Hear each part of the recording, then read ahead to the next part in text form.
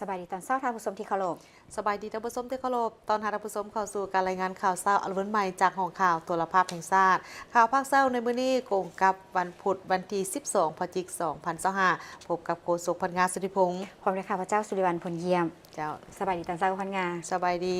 ข่าวเช้าในมื้อนี้มีหลายข่าวเช่นเคยมานำเสนอเป็นต้นก็เป็นข่าวเกี่ยวกับการดำเนินกองประชุมสมัยสามัญที่10สภาแห่งชาติสุดที่9ในเมื่อวานนี้บรรดาทานสมาชิกสภาแห่งชาติก็ได้เสนอรัฐบาลเร่งด่วนเกี่ยวกับแผนการก่อสร้างและปรับปรุงเส้นทางทั่วประเทศเพื่อสืบต่อแก้ไขปัญหาที่เข่งฮอดทางด้านเศรษฐกิจสังคมด้วยการสร้างเศรษฐกิจเอกราชเป็นเจ้าตนเองพร้อมกับปัญหาอื่นอีกเจ้าความเดียวนั้นก็ยังมีการเฉลิมฉลอง88ปีแห่งการสร้างตั้งโรงเรียนเหลียวโตพร้อมกับข่าวภายในและต่างประเทศอีกจำนวนหนึ่งมานำเสนอในข่าวเช้ามื้อนี้เริ่มต้นด้วย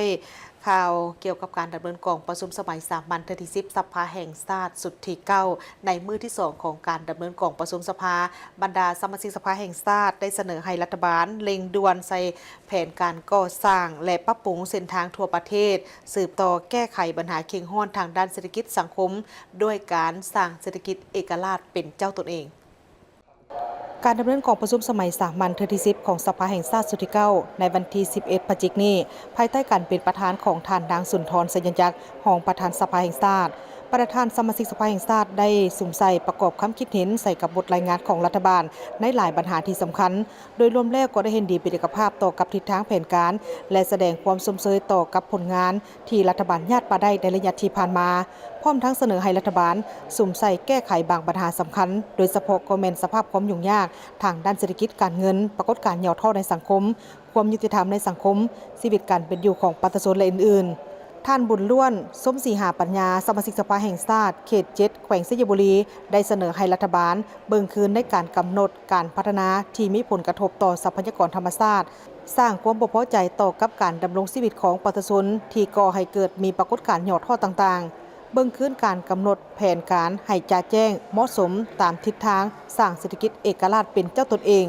ปัญหาสำคัญเร่งด่วนแม่นเสนอให้พัฒนาพื้นฐานโครงสร้างการก่อสร้างและปรับปรุงเส้นทางฟื้นฟูพื้นที่ทำการผลิตที่ถูกทำลายจากภัยธรรมชาติแก้ไขการผลิตกสิกรรมที่เป็นภัยธรรมชาติและอื่นในสภาพปัจจุบันอีก5 ปีบ่ว่าปัจจุบันให้แก้ไขเล่นการแก้ไขเส้นทางคมนาคมให้เชื่อมจอดเชื่อมโยงได้เกือบว่าปกติอะไรไปในเส้นทางหลวงแห่งชาติทั้งหมดภัยกระจุ่มเรื่องทางนี่เนาะอันนี้ต้องหิบห้อนบวกกับการฟื้นฟูคืนพื้นที่การผลิตที่ถูกผลกระทบจากภัยพิบัติธรรมชาติในมอวังมานี้เนาะและหิบห้อนแก้ไขการลงทุนที่ผิดการทำลายธรรมชาติป่าไม้เนาะที่ดินนี่ให้ได้โดยพื้นฐานในปี2016ได้บ่และหลีกเลี่ยงการสมใช้ทรัพยากรธรรมชาติแบบฟุ่มเฟือยหลีกเลี่ยงการสนับสนุนการผลิตกสิกรรมที่เป็นการทำลายธรรมชาติเช่นอยู่ในนี้ก็ได้ระบุไว้ว่าผลิตสลีมันต้นแข่งสิงห์บุรีกับผลิตอยู่หันเฮาว่าแข่งสิงห์บุรีที่เขาบ่ปลูกแล้วสลีดินมันเสื่อมโทรมแล้วทึกไถเบิดแล้วมันต้นก็หัวน้อยเข้าแล้วบ่แม่นหัวเป็นฮักเด้เพราะมันเป็นภูเพียงแล้วพากันไถดิดินเซาะเจือนเห็นแต่หินนี่แล้วนั่นไปบุกลุกหยังบุกลุกปลาแรงน้ำบุกลุกดินสงวนของเมืองของแข่งแล้วเฮ็ดลามไปเลยแล้วเพื่อให้ไทยการพัฒนาเศรษฐกิจสังคมแห่งชาติ5 ปี 2026 ถึง 2030 ให้ปรากฏผลเป็นจริงนั้นแม่นมีหลายปัจจัยที่สำคัญและมีหลายปัญหาที่จะต้องได้เอาใจใส่เป็นต้นก็แม่นการจัดสรรทุนฮอนในการจัดตั้งปฏิบัติ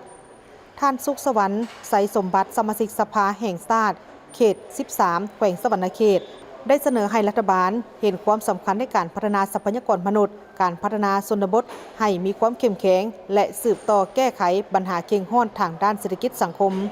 ยิ่งใส่โรงเรียนเทคนิควิชาชีพอยู่ในประเทศของเฮานี่ก็ถือว่าก็ยังอ่อนในท่านประธานเนาะบ่มีงบบ่มีหยังได้สิมาส่งเสริมให้เขาเจ้าได้เรียนติดพันกับเทคโนโลยีหยังที่ว่ามันกำลังเฮ็ดกิจกรรมหยังอยู่ในบ้านเฮานี่นะนักเรียนเฮานี่ควรเข้าไปสัมผัสในเบื้องต้นแล้วก็คันว่าพวกท่านจะมาลงทุนก็ลงแต่ว่าให้บุรณสิทธิ์แก่การสร้างฝีมือแห่งงานนี่อันนี้เฮาปัดว่าย่านแต่ว่าบ่เป็นการดึงดูดนักลงทุน ข้าพเจ้าว่าแนวไหนก็มันซับในดินสินในน้ำนะบ่อแห่ป่าไม้อย่างต่างๆมันเป็นของประเทศชาติพวกเขาอยู่แล้วเพราะเขามีสิทธิ์กำหนดถ้าว่าเจ้าพอใจเจ้ายินดีก็ยินดีให้เจ้ามาลงทุนแต่เจ้าต้องให้บุริมสิทธิ์กับสีมือแห่งงานหรือว่าเศร้าหนุ่มลูกหลานของพวกเขานี่แหละอันนี้พวกเขามาแล้วมันก็โทษกันแต่ว่าบ่มีสีมือโอ้มันก็แม่นแล้วของเขาก็บ่ได้ให้ความสำคัญในการสร้างสีมือแก่นักเรียนเฮานะนักเรียนวิชาชีพนะท่านประธานเนาะ พร้อมนี้ยังมีสมาชิกสภาแห่งชาติหลายท่านก็ได้เสนอให้ปรับปรุงกงจักรให้กระทัดรัดเพื่อเฮ็ดให้การจัดตั้งปฏิบัติเวียกงานมีความหัดกุมสอดคล้องกับแนวทางนโยบายของพรรครัฐวางออกเพื่อเป็นพื้นฐานให้แก่การพัฒนาเศรษฐกิจสังคมแห่งชาติ5 ปี 2026 ถึง 2030 ให้ปรากฏผลเป็นจริง คณะประจำสภาแห่งชาติเห็นดีปรับปรุงดัชนีเงินเดือนเงินนโยบายและเงินอุดหนุนจะเริ่มปฏิบัติในเดือน1 ปี 2026ต่อกับข้อเสนอของรัฐบาลในวาระกองประชุมสมัยสามัญเทอที่10สภาแห่งชาติสุดที่9ที่เสนออนุมัติด้านหลักการให้รัฐบาลปรับปรุงดัชนีเงินเดือนเงินนโยบายและเงินอุดหนุนพนักงานราชการทหารตำรวจครูและพนักงานบำนาญเพื่อจะเริ่มจัดตั้งปฏิบัติในเดือนมกราคม 2026เสนอพิจารณาอนุมัติด้านหลักการในการดัดแก้งบประมาณปี 2025และเสนอเอาแต่3 ใน 9ตัวเลขคาดหมายของเวียกงานเงินตราเข้าในมติของสภาแห่งชาติในการรับรองแผนพัฒนาเศรษฐกิจสังคมแห่งชาติแผนงบประมาณแห่งรัฐและแผนเงินตราปี 2026และต่อๆไปคืออัตราเงินเฟ้อหนี้สินที่บ่เกิดดอกออกผลและค้างสำรองเงินตราต่างประเทศกุ้มการนำเข้าส่วน6คาดหมายที่เหลือแม่นเสนอบ่ระบุในมติของสภาแห่งชาติเนื่องจากในหลักการวิชาการกำหนดหลายตัวชี้วัดเพื่อเป็นเป้าหมายในการดำเนินนโยบายเงินตราอาจบ่สอดคล้องและบ่มีประสิทธิผลเท่าที่ควรต่างหน้าคณะประจำสภาแห่งชาติท่านสมมาตร ผลเสนารองประธานสภาแห่งชาติได้มีบางทัศนะและเห็นดีโดยพื้นฐานอนุมัติด้านหลักการให้รัฐบาลปรับปรุงดัชนีเงินเดือนเงินนโยบายและเงินอุดหนุนพนักงานราชการทหารตำรวจครูและพนักงานบำนาญเพื่อจะเริ่มจัดตั้งปฏิบัติในเดือนมกราคมปี 2026และอนุมัติด้านหลักการในการดัดแก้งบประมาณปี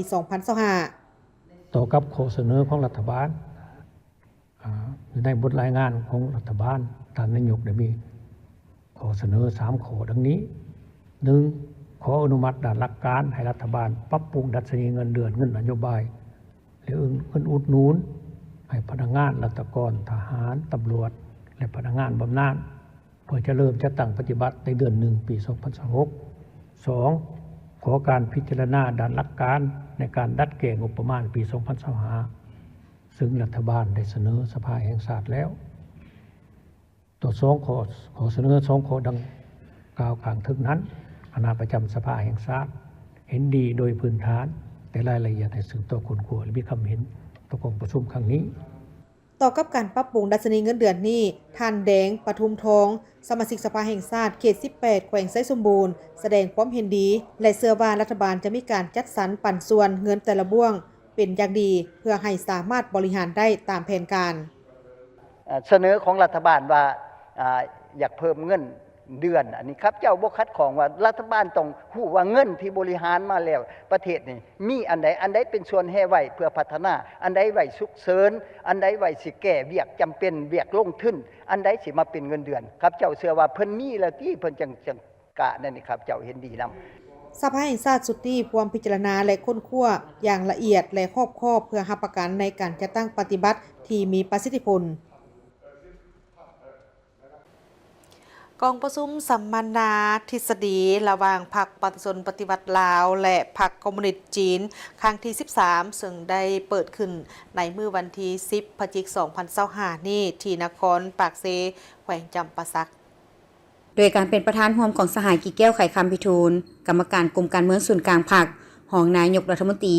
และสหายหลีซูเลยกรรมการกรมการเมืองศูนย์กลางพรรคคณะเลขาธิการศูนย์กลางพรรคหัวหน้าคณะโฆษณาศูนย์กลางพรรคคอมมิวนิสต์จีน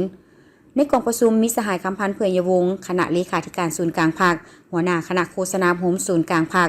ประธานสภาทฤษฎีศูนย์กลางพรรคสหายอรุณไซศูนย์นราชกรรมการศูนย์กลางพรรคเลขาคณะบริหารงานพรรคแขวงจำปาสักพ ร้อมด้วยบรรดาสหายการนำจากบรรดาแขวงนักวิทยาศาสตร์ นักทฤษฎีของสองภาคลาวจีนพร้อมมีภาคส่วนเกี่ยวข้องเข้าร่วมสหายกิแก้วไขคำพิทูลได้กล่าวว่าเพื่อตอบสนองให้แก่ความฮิกห้องต้องการใหม่ของการปฏิวัติภาคประชาชนปฏิวัติลาวได้สร้างโครงการเมืองฉบับที่ 3 กำหนดทิศในการพัฒนาประเทศชาติฮอดปี 2055 ในโอกาสวันสร้างตั้งพรรคเฮาครบรอบ100 ปีแม้นให้สามารถสร้างประเทศเฮาเป็นประเทศกำลังพัฒนาที่มีรายรับปานกลางสูงมีระบบการเมืองที่เข้มแข็งมีพื้นฐานเศรษฐกิจที่ทันสมัยกำลังการผลิตได้รับการพัฒนารอบด้าน โดยมีการพัวพันการผลิตที่สอดคล้องและก้าวหน้าชีวิตการเป็นอยู่ของประชาชนบรรดาเผ่าได้มีพื้นฐานอันหนักแน่นก้าวสู่ความอิ่มหนำสำราญเนื่องในจิตใจของโครงการการเมืองกำลังได้รับการผันขยายเข้าในการกำหนดแนวทางระยะสั้นระยะกลางและระยะยาวของพรรคพร้อมได้รับการเป็นละเอียดเข้าในแผนพัฒนาเศรษฐกิจสังคมแห่งชาติพรรคประชาชนปฏิวัติลาวได้นำพาสร้างสาและนำใช้แผนการระยะกลางระยะยาวเพื่อสุขอยู่การพัฒนาเศรษฐกิจสังคมซึ่งมีเนื้อในกว้างขวางลึกซึ้งและกวมรวมหลายปัญหาต้องได้มีการค้นคว้าวิจัยให้ชัดเจนและมีการเบิ่งปัญหาอย่างภาวะวิสัยถือโอกาสนี้สหายกิแก้วไขคำพิทูลก็ได้เสนอให้บรรดานักวิทยาศาสตร์นักทฤษฎีจงพร้อมกันยกสูงความรับผิดชอบในการค้นคว้าประกอบคำเห็นอย่างกงไปกงมาให้รับประกันทั้งลักษณะทฤษฎีและพฤติกรรมอย่างมีชีวิตชีวาเสนอบรรดาสหายเข้าร่วมกองประชุมรับฟังและตั้งปัญหาแลกเปลี่ยนบทเรียนให้มีบรรยากาศที่คึกคืนและมีเนื้อในอุดมสมบูรณ์ตอบสนองได้ตามระดับคาดหมายที่กองประชุมกำหนดไว้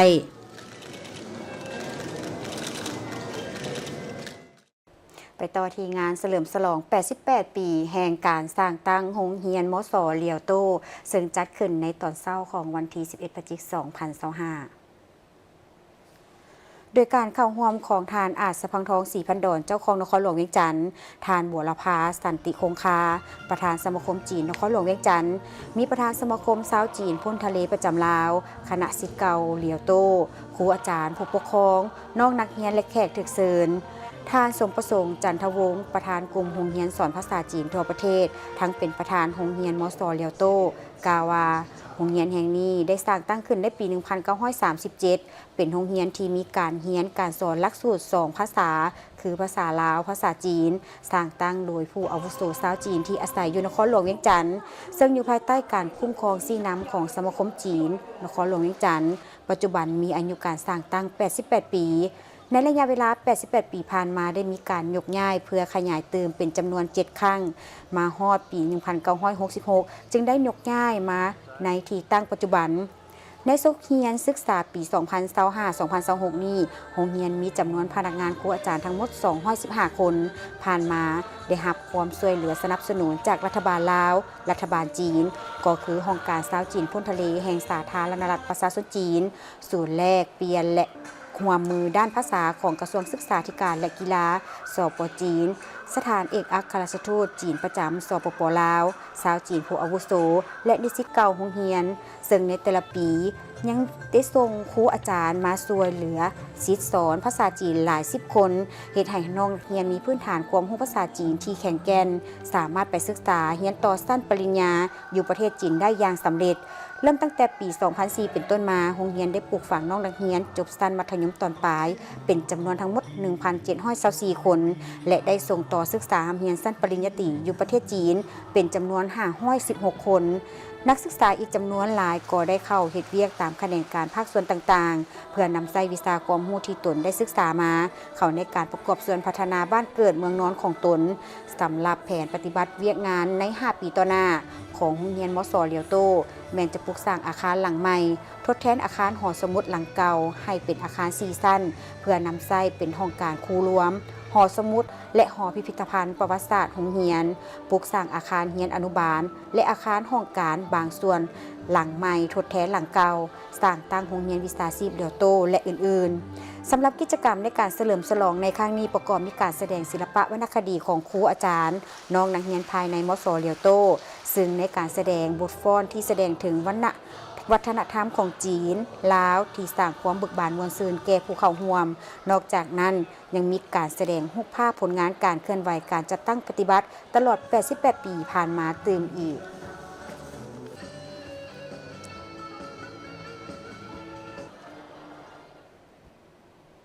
รัฐบาลออสเตรเลียได้มอบเครื่องช่วยเหลือตอบโต้ภัยพิบัติฉุกเฉินประเภทเครื่องไส้ในครัวเรือนให้แก่รัฐบาลลาวในมูลค่าแม่น 98,000 ดอลลาร์สหรัฐ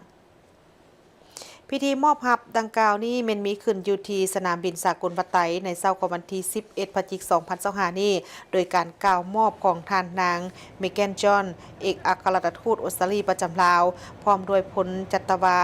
เจนเฮริสผู้บัญชาการโครงการอินโดแปซิฟิกของกองทัพออสเตรเลียและรับโดยท่านโพไซเซญสอนรัฐมนตรีกระทรวงแรงงานและสวัสดิการสังคมการมอบเครื่องช่วยเหลือดังกล่าวนี้เป็นส่วนหนึ่งของกิจกรรมร่วมมือภาคพื้นทางด้านการป้องกันชาติหรือโครงการอินโดแปซิฟิกซึ่งได้จัดตั้งนำพาโดย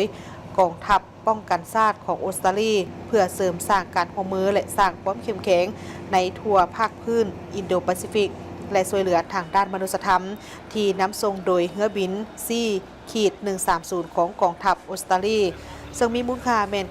98,000 ดอลลาร์ออสเตรเลียหรือ 1.3 ตื้อกีบประกอบมีเครื่องสุขอนามัยจำนวน360 สุดเครื่องไส้ครัวเรือนจำนวน360 สุดผ้าห่มจำนวน 2,200 ผืนมุ้งจำนวน 2,800 ดางและสาดจำนวน 1,800 ผืนซึ่งจะสามารถช่วยเหลือประชาชนได้หลายกว่า 1,800 คน และนอกจากนี้เครื่องช่วยเหลือพิธีมอบรับในครั้งนี้ซึ่งก่อนหน้านี้เมื่อบดลทางออสเตรเลียเองก็ได้มีการสนับสนุนสาธารณรัฐประชาธิปไตยปัจจุบันลาวโดยผ่านศูนย์ประสานงานการช่วยเหลือทางด้านมนุษยธรรมประจำอาเซียนหรือศูนย์ AHA โดยเฉพาะก็แม่นการสนองเครื่องช่วยเหลือตอบโต้ภัยพิบัติฉุกเฉินรวมมีเครื่องไส้สำหรับครอบครัวชุดเครื่องไส้ในครัวเรือนและเครื่องไส้สำหรับสุขอนามัยที่สามารถช่วยเหลือประชาชนได้หลายกว่า 15,000 คนจากสางเก็บเครื่องบุบางจากทั้งสางเก็บเครื่องสุบางของประเทศมาเลเซียรวมมูลค่าแม่นประมาณ 260,000 ดอลลาร์สหรัฐหรือประมาณ5ตื้อกว่ากีบ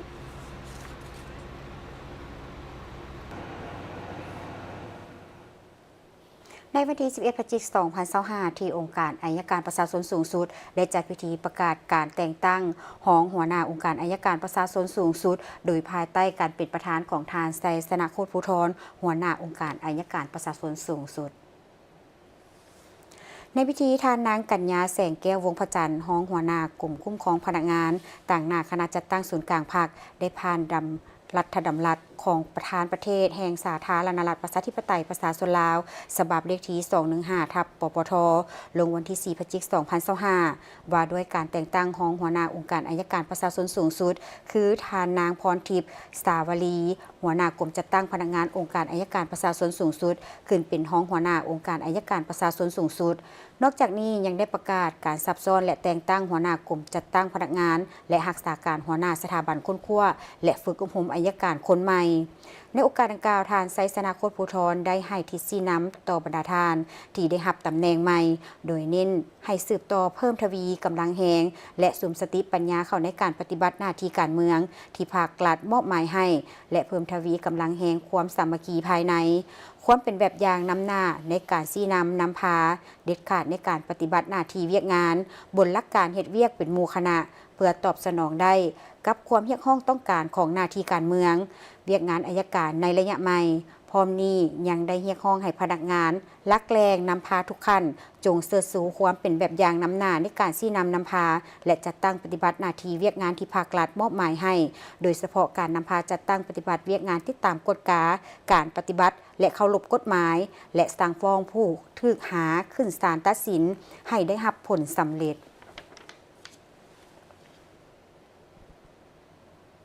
กองประชุมวันค้นคว้าวิทยาศาสตร์เพื่อพัฒนาสุขภาพของวัยหนุ่มหรือ ARD ครั้งที่ 11 ซึ่งจัดขึ้นในมื้อวันที่ 11 พฤศจิกายน 2025 นี้ที่นครหลวงวิจันทร์โดยการเป็นประธานของศาสตราจารย์ปริญญาเอกหมายฟ้องหมายทรายอธิการบดีมหาวิทยาลัยวิทยาศาสตร์สุขภาพ จุดประสงค์ของกองประชุมเมนเพื่อเป็นเวทีให้แก่บรรดานักค้นคว้าอาวุโสและผู้หนุ่มน้อย บุคลากรทางการแพทย์ ผู้กำหนดนโยบายและผู้ร่วมพัฒนาทางภายในและต่างประเทศได้มีการแลกเปลี่ยนปรึกษาหารือและแบ่งปันประสบการณ์เกี่ยวกับปัญหาและสิ่งท้าทายทางด้านสุขภาพ และการพัฒนาวัยหนุ่ม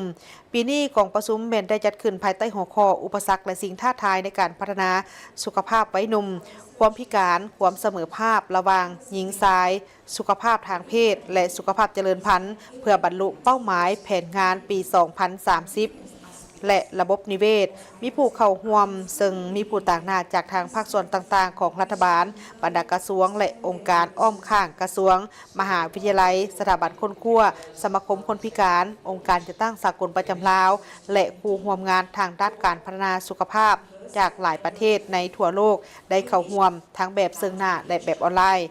ศาสตราจารย์ปริญญาเอกไมค์ฟ่องไมซ่ายังได้กล่าวถึงความหมายสำคัญของวัยหนุ่มซึ่งแม่นระยะที่หันเปลี่ยนที่สำคัญจากวัยเด็กไปสู่การเป็นผู้ใหญ่ซึ่งเป็นระยะที่มีการเปลี่ยนแปลงทางด้านทางกายสติปัญญาและสังคมอย่างลึกซึ้งและได้เรียกร้องให้พวกเขาเอาใจใส่และปกป้องอย่างจริงจัง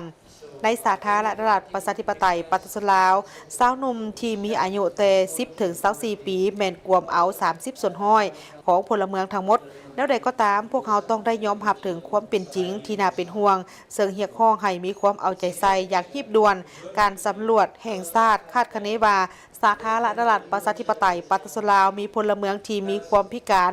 อายุตั้งแต่5 ปีขึ้นไปเท่ากับ 2.77 ส่วนห้อยของพลเมืองทั้งหมดมีวัยหนุ่มที่กวมเอาเป็นส่วนใหญ่ของกลุ่มประชากรนี้และนอกจากนี้เวียกงานของการค้นคว้ายังได้จัดทำโดยสถาบันสาธารณสุขศาสตร์และการแพทย์เขตฮ้อนปี 2024 ได้มีการเปิดเผยให้เห็นถึงอุปสรรคที่สำคัญต่อกับการเข้าถึงการบริการพื้นฐานของเด็กและวัยหนุ่มลาวที่มีความพิการการศึกษาแสดงออกให้เห็นว่า53 ส่วนห้อยแม่นได้เข้าโรงเรียนตามเกณฑ์อายุที่เหมาะสม56 ส่วนห้อยขาดการเข้าถึงการบริการทางด้านสุขภาพที่จำเป็นและนี่บ่เพียงแต่เป็นสถิติที่เป็นในนามธรรมแต่ว่ามันได้แสดงให้เห็นว่ายังมีสาวหนุ่มหลายพันคนที่มีทายแฮงที่บ่ทันได้รับการรับร้องและเสียงของพวกเขาเจ้ายังบ่ทันมีไผได้ยินและสิทธิของพวกเขาเจ้าในการมีสุขภาพการศึกษาและการมีส่วนร่วมในสังคมอย่างเต็มส่วนนั้นก็ยังบ่ทันได้รับการตอบสนองในวันที่7 พฤศจิกายน 2025 ทานบุญเพียงจันทวงศ์เอกอัครราชทูตแห่งสาธารณรัฐประชาธิปไตยประชาชนลาวประจำสาธารณรัฐสหภาพเมียนมาได้ต่างหน้าให้แก่รัฐมนตรีกระทรวงอุตสาหกรรมและการค้าสปป.ลาวนำพาคณะผู้แทนแขนงการเกี่ยวข้องของลาวเข้าร่วมกองประชุมรัฐมนตรีเศรษฐกิจ 4 ประเทศกัมพูเชียลาวเมียนมาและเวียดนามครั้งที่ 17 ที่ย่างกุ้งประเทศเมียนมาภายใต้การเป็นประธานของทานนางดร.วาวามองรัฐมนตรีกระทรวงลงทุนและพัวพันธ์เศรษฐกิจต่างประเทศแห่งสาธารณรัฐสหภาพเมียนมาโดยกองประชุมได้ทบทวนและตีราคาคืนการติดตามการจัดตั้งปฏิบัติแผนปฏิบัติงานปี 2023 หา 2024 ที่ผ่านมาและเอกภาพการเกี่ยวกับทิศทางแผนการปฏิบัติงานสุขปี 2025 หา 2026 ได้รับร้องเอาหางบทแนะนำกลไกการประสานงานแผนการจัดตั้งปฏิบัติสำหรับขอบเวียกการพัฒนากลุ่มประเทศกัมพูเชียลาวเมียนมาและเวียดนามที่ได้ค้นคว้าโดยสถาบันลุ่มแม่น้ำของเพื่อเร่งรัดให้มีการจัดตั้งปฏิบัติในเวลาอันควรพร้อมนี้กองประชุมยังได้แลกเปลี่ยนทัศนะน้ำกันเกี่ยวกับวิสัยทัศน์การสร้างกลุ่มประเทศ CLMV ให้เป็นศูนย์กลางการผลิตเสบียงอาหารเพื่อส่งออกแก่ตลาดโลกในอนาคตและปรึกษาหารือเกี่ยวกับปัญหาอื่นที่เกี่ยวข้องอีกจำนวนหนึ่งพิธีมอบพับโครงการในการก่อสร้างซ่อมแปลงและต่อเติมอาคารเรียนโรงเรียนปฐมสมบูรณ์บ้านลัก2เมืองแขวงสารวันโดยมีจำนวน2หลังคิดเป็นมูลค่าแม่น282 ล้านกว่ากีบซึ่งได้รับทุนจากทางสมาคมการศึกษากีฬาเพื่อสุขภาพลาวสวิตเซอร์แลนด์ในเมื่อวันที่ 10 พฤศจิกายน 2025 นี้ที่โรงเรียนดังกล่าวนี้ท่านสมใจอุ่นจิตรองเจ้าแขวงสารวันและท่านข่าวโพไซรองประธานคณะกรรมการปกครองเมืองท่าน อาโออิสเคสเลอร์ประธานสมาคมการศึกษากีฬาเพื่อสุขภาพลาวสวิตเซอร์แลนด์พร้อมด้วยทางแผนกการของแขวงเลขาหน่วยพักนายบ้านครูอาจารย์และบรรดาน้องน้อยนักเรียนเข้าร่วมท่านวิเซนแก้วมณีของหัวหน้าของการศึกษาและกีฬาของเมืองได้ฮู้ว่าในระยะที่ผ่านมาอาคารเรียนของโรงเรียนปฐมสมบูรณ์หลัก2แม่นมี3หลังในนี้1หลังแม่นเป็นอาคารที่เก่าแก่ทรุดโทรมหลังคาหัวและอีก1หลังแม่นก่อสร้างบ่ทันสำเร็จเนื่องจากว่างบประมาณนั้นบ่เพียงพอโดยได้มีการระดมภายในบ้านเท่านั้นฉะนั้นจึงได้เสนอให้มีการค้นคว้าถึงงบประมาณและเพื่อสืบต่อในการก่อสร้างให้สำเร็จและรับร้องเอาจากจำนวนนักเรียนที่เพิ่มขึ้นในระยะที่ผ่านมาจำนวนโรงเรียนยังเห็นว่าบ่เพียงพอเฮ็ดให้เด็กนักเรียนที่เข้าเรียนในชั้นประถมภายในโรงเรียนก็คือภายในบ้านต้องได้ไปเรียนอยู่แห่งอื่นที่ใกล้เคียงการก่อสร้างซ่อมแปลงอาคารเรียนปฐมบ้านหลัก2มีจำนวน2หลังหลังที่1เป็นขนาด8 คูณ 32 เมตรเวียกที่จะตั้งปฏิบัติก็คือการซ่อมแปลงเพดานหลังคาและทาสีหลังที่2ก็เป็นการต่อเติมเพิ่มอีก1ห้องขนาดอาคารเป็น9 คูณ 24 เมตรเวียกที่จะตั้งปฏิบัติเป็นเทเบตงกอและโบกมุ้งหลังคาและติดตั้งเพดานไฟฟ้าพัดลมและทาสีรวมมูลค่าของการก่อสร้างการซ่อมแปลงทั้งหมดแมน282 ล้าน 7 แสนกว่ากีบซึ่งการก่อสร้างซ่อมแปลงแมนได้เริ่มจะตั้งปฏิบัติมาตั้งแต่วันที่2 กรกฎาคม 2025และมาสำเร็จในวันที่5 สิงหาคม 2025โรงเรียนปฐมสมบูรณ์หลัก2มีครูสอน6คนหญิง5คนมีนักเรียนตั้งแต่ป .1 ถึงป .5 จำนวน142คนหญิง71คนมีอาคารเรียน3หลังมีห้องเรียน13ห้องไปที่แจ้งการของเจ้าของนครหลวงเวียงจันทร์ฉบับเลขที่20/จนวลงวันที่7 พฤศจิกายน 2025ห้ามแล่นรถและจอดตามแคมทางรถเมล์ด่วน BRT ผู้ที่ละเมิดแม่นจะถูกปรับใหม่อิงตามแจ้งการเจ้าของนครหลวงเวียงจันทร์ฉบับเลขที่20/จนวลงวันที่7 พฤศจิกายน 2025ว่าเพื่อความเป็นระเบียบเรียบร้อยและความสะดวกสบายของผู้โดยสารทุกท่านที่มานำใช้รถเมล์ด่วน BRT ในข้อ2.2 ระบุว่าเวลาในการแล่นให้บริการรถเมล์ไฟฟ้าจะติดป้ายแล่นทดลองเริ่มแต่ 7:00 นหา 19:00 นแลงของวันจันทร์ฮอดวันศุกร์ตามตารางเวลาที่ได้กำหนดไว้เฉพาะในชั่วโมงรถเมล์ด่วน BRT แล่นให้บริการแม่นห้ามเด็ดขาดบ่ให้ผู้ขับขี่รถทุกชนิดขับขี่รถของตนเข้าในเส้นทางหรือเลนเฉพาะของรถเมล์ด่วน BRT และห้ามจอดรถของตนอยู่เลนแลนรถปกติตามแคมเส้นทางที่รถเมล์ด่วน BRT แลนผ่านซึ่งผู้ใดที่ละเมิดแม่นจะถูกปรับใหม่ตามระเบียบมาเบิ่งทีข่าวของหน่วยงานโครงการเก็บกู้ระเบิดแขวงสารวันได้มีการพบระเบิดขนาดใหญ่หาห้อยปอนจำนวน1หน่วยอยู่ที่แขวงสารวันเส้นทางแม่นหมายเลข20ในเมื่อวันที่8 พฤศจิกายนที่ผ่านมานี้ได้มีรายงานการพบเห็นระเบิดขนาดใหญ่น้ำหนักหาห้อยปอนจำนวน1หน่วยอยู่เส้นทางหมายเลข20ในบริเวณที่กำลังมีการก่อสร้างขัวข้ามน้ำเสร็จภายในเขตบ้านแสนวังใหญ่เมืองสารวันแขวงสารวันโดยมีพนักงานของทางบริษัท SECC รัฐวิสาหกิจก่อสร้างคมนาคมได้มีการพบเห็นระเบิดขนาดใหญ่ระหว่างการขุดจกดินอยู่บริเวณพื้นที่ในการก่อสร้างขัวใหม่และก็ได้มีการรายงานให้แก่องค์การปกครองท้องถิ่นแขวงสารวันได้รับทราบซึ่งองค์การปกครองท้องถิ่นก็ได้มีการประสานสมทบและก็แจ้งให้กับทางโครงการเก็บกู้ระเบิดแห่งชาติประจำแขวงสารวันเพื่อส่งเจ้าหน้าที่นั้นลงไปกวดกาและพิสูจน์ทางด้านวิชาการผ่านการพิสูจน์ด้านวิชาการก็ได้เห็นฮู้ว่าระเบิดดังกล่าวนี้แม่นเป็นประเภท MK82 น้ำหนัก5ห้อยปอนด์ที่มีความอันตรายซึ่งทางเจ้าหน้าที่เองก็ได้มีการวางแผนก้าเกียมเคลื่อนย้ายตามขั้นตอนด้านวิชาการและนำไปทำลายอยู่สถานที่เฉพาะเพื่อหาประกันความปลอดภัยให้แก่ประชาชนภายในบ้านและผู้สัญจรไปมาตามเส้นทางหมายเลข20เมื่อเว้าถึงว่าระเบิดที่บ่ทันแตกที่ยังตกค้างอยู่สาธารณรัฐประชาธิปไตยปัตตานีของพวกเฮานับตั้งแต่สมัยสงครามที่ผ่านมานี่มันยังมีจำนวนหลายและในแต่ละปีปัญหาระเบิดที่บ่ทันแตกที่ยังตกค้างนี่ก็ยังคงเป็นภัยคมคูต่อกับการดำรงชีวิตของพ่อแม่ประชาชน ไปต่อที่พิธีพบปะสองฝ่ายระหว่างคณะโฆษณาศูนย์กลางพรรคประชาชนลาวแขวงจำปาสักและคณะโฆษณาศูนย์กลางพรรคคอมมิวนิสต์จีนการพบปะครั้งนี้สองฝ่ายยังได้แจ้งสภาพผลเด่นของประเทศตนให้กันทราบและพร้อมกันตีราคาการหัวมือเป็นต้นแมนผลสำเร็จของการจัดกองประชุมสัมมนาทฤษฎี2 พรรคครั้งที่12อยู่สาธารณรัฐประชาชนจีนในครั้งวันที่17ธันวาคม2024ผ่านมาซึ่งการจัดกองประชุมสัมมนาทฤษฎี2 พรรคลาวจีนเป็นกลไกสำคัญที่แน่นอนอยู่ในแผนเมบทคู่ร่วมชาตกรรมลาวจีนและแผนการหัวมือระหว่าง2 พรรคลาวจีน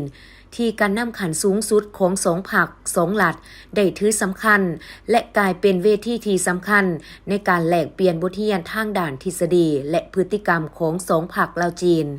ทั้งเป็นการแลกเปลี่ยนแนวคิดอันใหม่เพื่อหมุนใส่เป็นบทเรียนและข้อมูลอันสำคัญในการสร้างสาพัฒนาประเทศชาติในยุคสมัยใหม่ของ2 พรรค2 รัฐลาวจีนการพบปะครั้งนี้เป็นครั้งที่4ที่สหายคำพันธ์เผยยวงศ์และสหายลีซุเลยได้พบปะกันก็คือ2 คณะโฆษณาอบรมศูนย์กลางพรรคประชาชนปฏิวัติลาวและคณะโฆษณาอบรมศูนย์กลางพรรคคอมมิวนิสต์จีนซึ่งบรรดาหมากผลก็แม่นได้ประสานสมทบกับภาคส่วนที่เกี่ยวข้องในการจัดตั้งการปาฐกถาวันสำคัญต่างๆของจีนร่วมกันจัดตั้งสัมมนาเนื่องในวันต้านฟาสซิสต์โลกครบรอบ80 ปีโฆษณาเผยแพร่ออกข่าวโครงการเส้นทางรถไฟลาวจีนและการร่วมบรรดากิจกรรมที่ปินออมเพื่อเฉลิมฉลองผลสำเร็จของโครงการก่อสร้างดังกล่าวอย่างต่างหน้า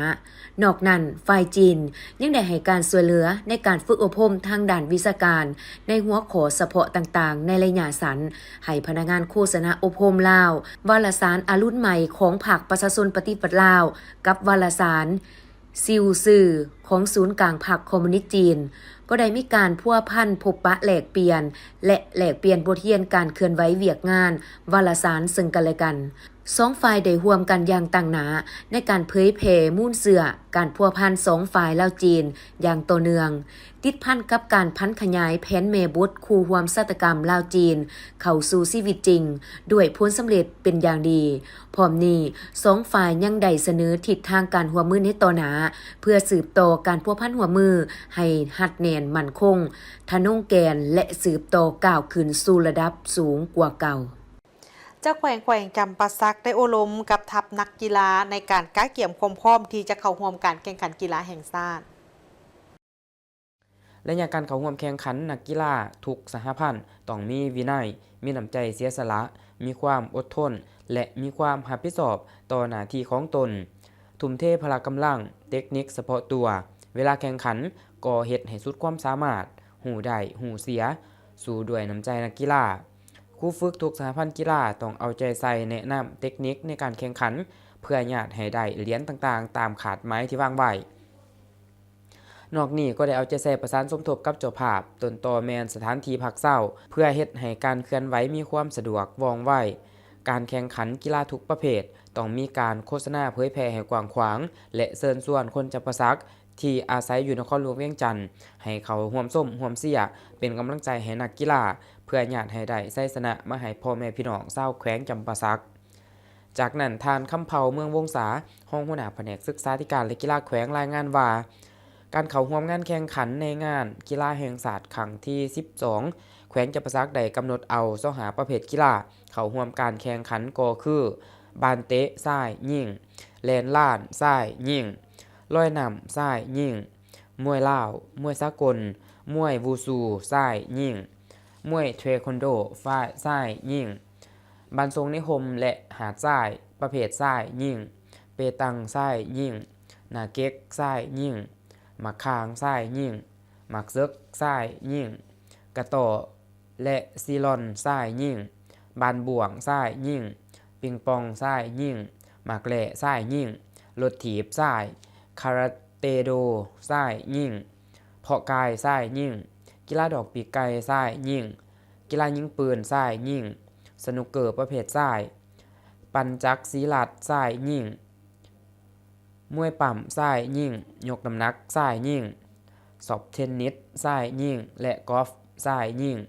มาฮอดปัจจุบันสหพันธ์กีฬายิงปืนบ่สามารถเข้าร่วมได้ยังแต่24ประเภทกีฬาที่จะไปเข้าร่วมสำหรับกีฬาคนพิการกำหนดเอาหาประเภทก็คือแล่นล่านซ้ายยิงบานบ่วงหล่อเรือนซ้ายยิงบอดเสียซ้ายยิงลอยน้ำซ้ายและยกน้ำหนักซ้ายด้านจำนวนพ้นเข้าร่วมมีการนำขันแขวงกองเลขาและกรรมการเศรษฐกิจกรรมการเทคนิควิศการแพทย์นักข่าวเจ้าหน้าที่คณะนำครูฝึกนักกีฬาและพนักงานรับใช้รวมทั้งหมด552คนยิง156คนบวกกับกีฬาคนพิการมีจำนวนคนเข้าร่วมทั้งหมด115คนขาดไม้สู่ส้นให้ได้เหรียญคำ42เหรียญและเหรียญเงิน36เหรียญให้ได้จัดอยู่ในอันดับที่4ของทั่วประเทศกีฬาคนพิการขาดไม้สู่ส้นให้ได้เหรียญคำ6เหรียญเหรียญเงิน6เหรียญและเหรียญทอง5เหรียญให้จัดอยู่ในอันดับที่6ของทั่วประเทศไปต่อที่แขวงบุรีคำไซเกี่ยมความพร้อมทัพนักกีฬาที่จะเข้าร่วมงานกีฬาแห่งชาติครั้งที่12โดยการเป็นประธานของทานคำเพชรไสปัญญาห้องหัวหน้าแผนกศึกษาธิการและกีฬาแขวงมีบรรดาคณะนำครูฝึกอนุกรรมการภาคส่วนต่างๆที่ถูกแต่งตั้งเข้าร่วมผู้ต่างหน้ากองเลขาขึ้นผ่านข้อตกลงของทานเจ้าแขวงบุรีคำไซว่าโดยการแต่งตั้งคณะผู้สอบสีนำรวมครูฝึกและนักกีฬาของแขวงเข้าร่วมงานมหกรรมกีฬาแห่งชาติครั้งที่12ซึ่งข้อตกลงฉบับดังกล่าวได้กำหนดระเบียบหลักการ10นาทีละเอียดแจ้งในนั้นแขวงบุรีคำไซได้ส่งทัพนักกีฬาเข้าร่วมแข่งขันสิ่งใส่ทั้งหมด16ประเภทกีฬาคือประเภทกีฬาแล่นลานสายยิงบานเตะสายมากเซิกสายยิงเปตังสายยิงกระโตสายยิงนาเกกสายยิงเทควันโดสายยิงรักบีสายยิงประเภทกีฬาส่วงเหือสาย12สี่พายและเสา2สี่พายมวยสากลสายยิงมวยวูซูสายยิงกีฬาดอกปีกไก่สายยิงกีฬาบานทรงหาดทรายกีฬาเพาะกายทรายกีฬาปั่นจักรศิลัดและกีฬามวยสากลทรายกองประชุมครั้งนี้ยังได้ฟังการประกอบคำเห็นจากสหพันธ์และครูฝึกกีฬาประเภทต่างๆโดยยกให้เห็นข้อสะดวกของยุ่งยากของการกระเกียมความพร้อมของนักกีฬาโดยรวมแล้วเห็นว่ามหอดปัจจุบันทางด้านงบประมาณครูฝึกและนักกีฬาแม้นมีความพร้อมเกือบ100%แล้วแขวงบุรีคำไซส่ง16ประเภทกีฬาเข้าร่วมแข่งขันสิ่งใส่ในงานมหกรรมกีฬาแห่งชาติครั้งที่12ที่นครหลวงเวียงจันทน์เป็นเจ้าภาพได้ตั้งเป้า43เหรียญในนั้นเหรียญคำ19เหรียญเหรียญเงิน10เหรียญและเหรียญทอง14เหรียญคณะนำขันสูงแขวงฝูเถาะสาธารณรัฐสังคมนิยมเวียดนามได้มาเคลื่อนไหวเฮ็ดเวียกอยู่ที่แขวงหลวงน้ำทาโอกาสที่มาเยี่ยมยามในครั้งนี้ทั้งสองฝ่ายก็ได้พบปะแลกเปลี่ยนเวียกงานร่วมกันด้วยไมตรีจิตมิตรภาพอันดีที่มีความหมายความสำคัญต่อสายพัวพันมิตรภาพอันยิ่งใหญ่ความสามัคคีแบบพิเศษและการร่วมมือรอบด้านระหว่าง2พรรค2รัฐบาลลาวเวียดนามเว้ารวมบ่เฉพาะระหว่างคณะพรรคองค์การปกครองและประชาชนบรรดาเผ่าของ2แขวงและเป็นโอกาสที่ดีให้แก่การนำทั้ง2แขวงได้พบปะแลกเปลี่ยนบทเรียนเกี่ยวกับการสร้างสาพัฒนาเศรษฐกิจสังคมร่วมกันโอกาสนี้ท่านเวียงสวัสดิ์ศรีพันดรกรรมการส่วนกลางพรรคเลขาพรรคแขวงเจ้าแขวงแขวงหลวงน้ำทาแห่งสปป.ลาวท่านได้รายงานสภาพการสร้างสาพัฒนาเศรษฐกิจสังคมของแขวงหลวงน้ำทาต่อสหายนางบุยที่มิงห้องเลขาพรรคแขวงฟูเถาะแห่งสสเวียดนามพร้อมด้วยคณะทราบเศรษฐกิจได้รับการพัฒนาและขยายตัวอย่างต่อเนื่องในระดับเฉลี่ย 6.2 ส่วนห้อยเลื่อนแผนการ 0.7 ส่วนห้อยรวมยอดผลิตภัณฑ์ GDP บรรลุได้ 44,582 ตือกีบเลื่อนแผนการปี 2.44 เท่าตัวเฉลี่ยได้ 8,916.41 ตือกีบต่อปีเฉลี่ยต่อ6คนได้ 2,347 ดอลลาร์สหรัฐต่อคนต่อปีในนี้คะแนนกสิกรรมกวมเอา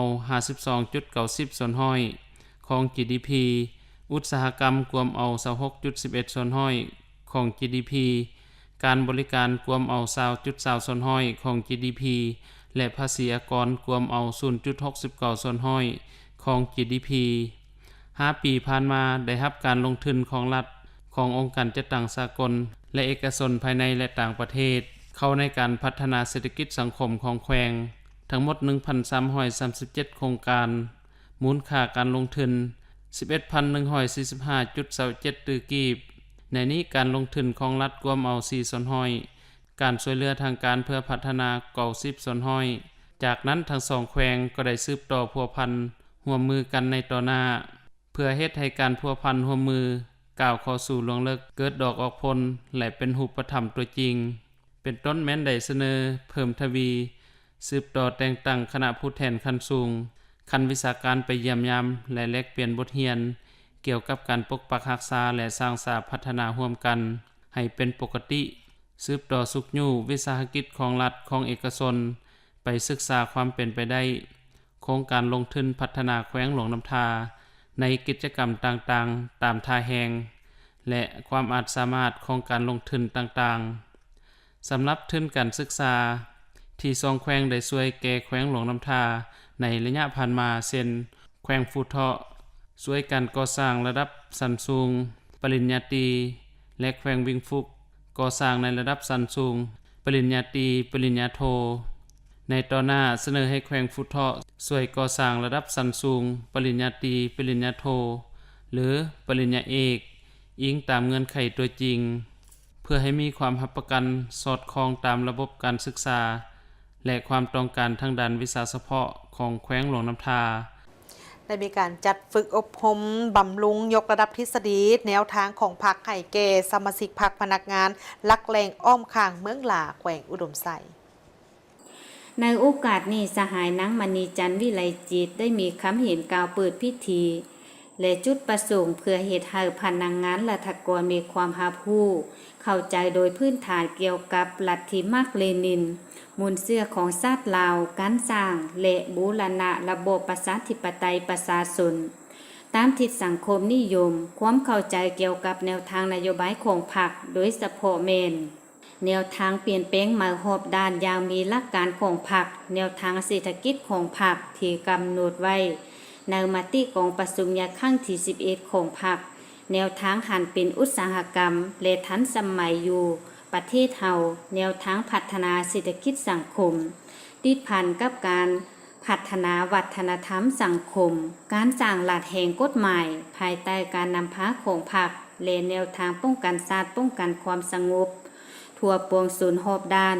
การจะตั้งปฏิบัติแนวทางของพรรคและการฝึกฝนหล่อหลอมคุณสมบัติศีลธรรมปฏิบัติทางเป็นการสุขอยู่ส่งเสริมให้บรรดาสหายพนักงานแต่ละโครงเขตเวียกงานกลายเป็นพนักงานหัวจักรลักแรงสืบทอดเปลี่ยนแทนซี่นำบรรษาเวียกงานต่างๆอยู่ในกรมกองที่ตนสังกัดอยู่พร้อมกันนี้สหายยังได้เรียกร้องให้นักสัมมนากรจงตั้งใจเข้าร่วมการฝึกอบรมบำรุงในครั้งนี้อย่างเป็นปกติเพื่อติดตามเก็บกรรมเอาบทเรียนความรู้และพฤติกรรมตัวจริงจากครูอาจารย์ที่ถ่ายทอดให้อย่างเต็มเม็ดเต็มหน่วยเป็นระบบต่อเนื่องลึกซึ้งถึงทองเพื่อเป็นพื้นฐานยกสูงความรู้ให้แก่ตนเองเพื่อนำใช้เข้าในเวียกงานตัวจริงให้ได้รับผลดีในต่อหน้าการฝึกอบรมระยะสั้นครั้งนี้จะดำเนินเป็นเวลา5วันเริ่มแต่วันที่10วันที่14พฤศจิกายน2025ซึ่งนักสัมมนากรจะได้ค้นคว้าหำเรียนรวมทั้งหมด14บทเป็นต้นเมน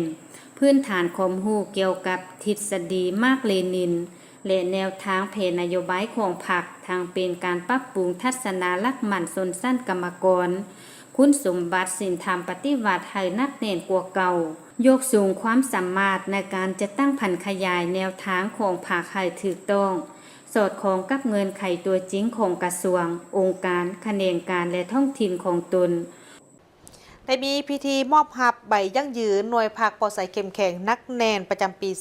2024 ของทางหน่วยผักโครงการพัฒนาเทศบาลแขวงพงศาลีโดยภายใต้การเป็นประธานของสหายพลประดิษฐ์ทิพย์มณีวงศ์กรรมการพรรคแขวงรองหัวหน้าคณะจัดตั้งแขวงมีสหายกองแก้วขันธพรมเลขาหน่วยพรรคหัวหน้าโครงการพัฒนาเทศบาลแขวงพงศาลีมีผู้ต่างนาจากคณะจัดตั้งแขวงคณะกฎกาแขวงตลอดฮอดสมาชิกพรรคภายในหน่วยพรรคเข้าร่วมในพิธีสหายกองแก้วขันธพรมเลขาหน่วยพรรคหัวหน้าโครงการพัฒนา